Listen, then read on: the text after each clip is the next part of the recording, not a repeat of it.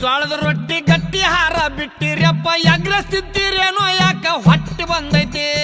ರಾಗಿ ಮುದ್ದೆ ಜೋಳದ ರೊಟ್ಟಿ ಗಟ್ಟಿ ಹಾರ ಬಿಟ್ಟಿರಪ್ಪ ಎಗ್ರಸ್ತಿದ್ದೀರೇನೋ ಯಾಕ ಹೊಟ್ಟಿ ಬಂದೈತಿ ಕಾಲ್ ಕೆಟ್ಟೈತಂತ ನೀವು ಕಟ್ಟಿ ಮೇಲೆ ಮಾತಾಡ